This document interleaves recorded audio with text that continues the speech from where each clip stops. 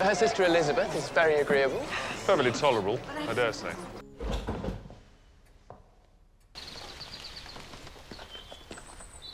What excellent boiled potatoes.